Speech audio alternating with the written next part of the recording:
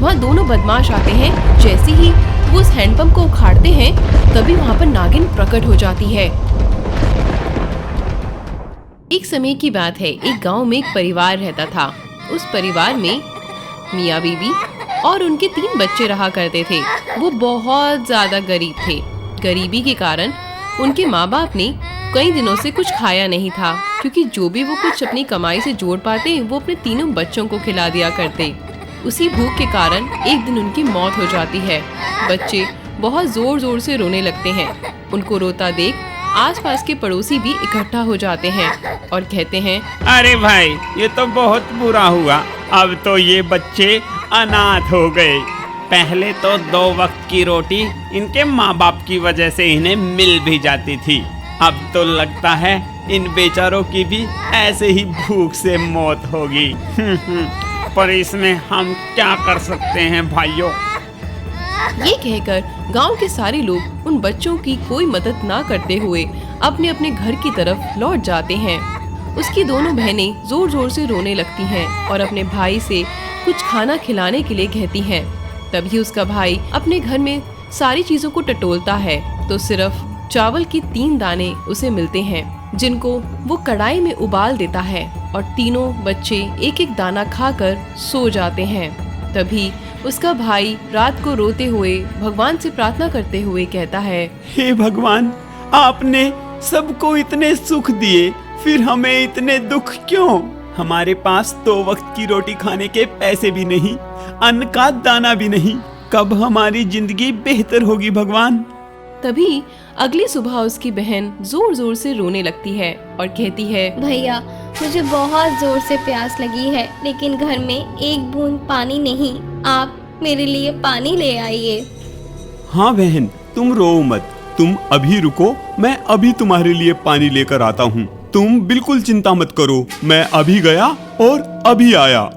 ये कहकर वो उस घर से निकल जाता है और गांव के एक हैंडपंप पे, जहाँ से सारे लोग पानी भरा करते हैं, उस हैंडपंप पे पहुँच जाता है।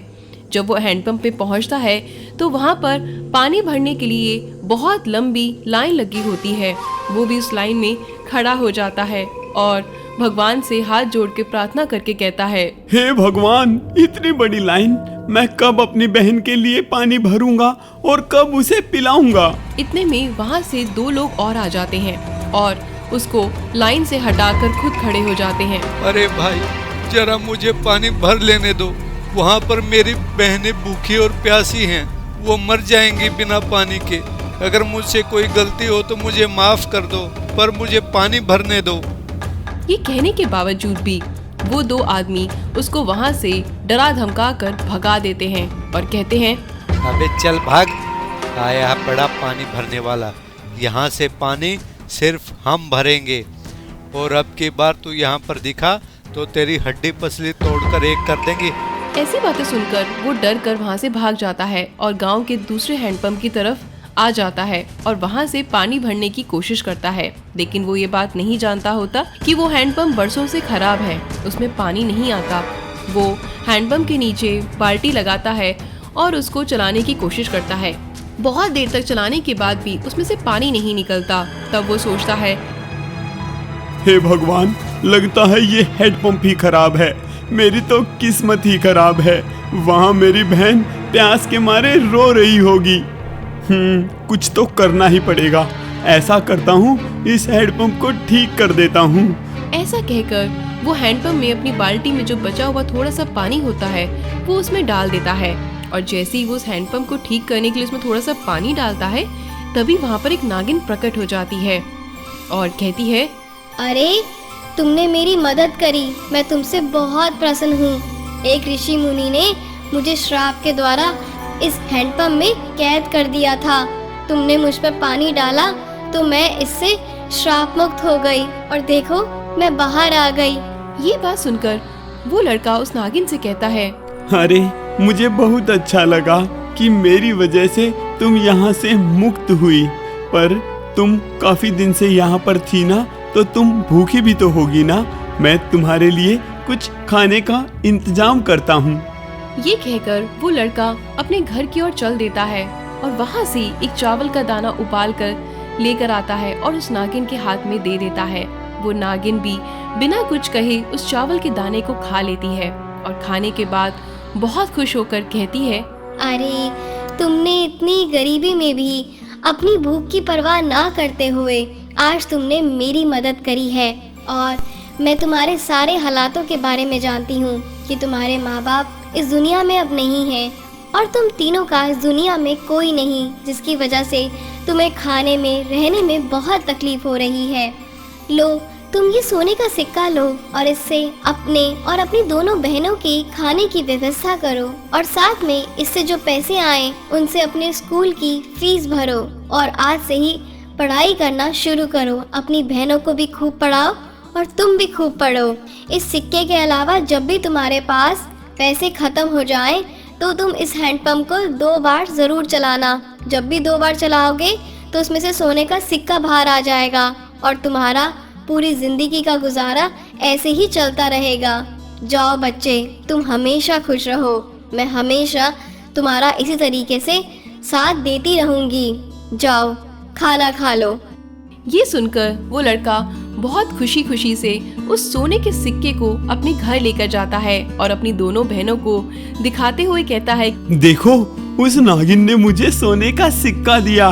अब हम स्कूल जाया करेंगे और अब हमें खाने की भी कोई कमी नहीं रहेगी। तुम अच्छे से स्कूल जाया करोगी। और ये बात सुनकर उसकी दोनों बहनें खुशी से नाचना शुरू कर देती हैं। अगले दिन से ही वो पेट भर के खाना खाते हैं और साथ में स्कूल में जाकर वो बहुत अच्छे से पढ़ाई करना शुरू कर देते हैं। उन्हें पढ़ता देखकर 2 बदमाश ये बात समझ नहीं पाते और कहते हैं, अरे भाई, इनके माँ बाप तो मर चुके हैं और ये स्कूल भी जाने लगे और खाना भी खाने लगे। इनके पास तो अन्न का एक दाना भी नहीं था। ऐसी क्या लॉटरी लग गई इनकी, या कहीं पर चोरी करते हैं, या इनके माँ बाप इनको कोई खजाने का पता देकर गए हैं। पता लगाना पड़ेगा अब तो। ये कहकर अगले दिन वो उसका पीछा करने लगते हैं। जैसे ही वो लड़का उस गांव के पुराने हैंडपंप की तरफ जाता है, तभी जैसे ही वो उस हैंडपंप को 2 बार चलाता है तो उसमें से सोने का सिक्का बाहर आ जाता है। ये देखकर वो दोनों बदमाश बहुत ज्यादा हैरान हो जाते हैं और कहते हैं, अच्छा, तो इसने सारा सोना चुराकर यहाँ पर इस हैंडपंप में छुपा रखा है। बहुत खूब। अब इसके जाने के बाद हम ये सारा सोना चुरा ले जाएंगे और इस हैंडपंप को भी उखाड़कर फेंक देंगे। ना रहेगा बांस और ना बजेगी बांसुरी। ऐसा कहकर वो उसके जाने का इंतजार करते हैं। तभी वो लड़का 2 बार उस हैंडपंप को चलाता है, सोने का सिक्का बाहर आता है और उसको लेकर वो अपने घर की ओर चल पड़ता है।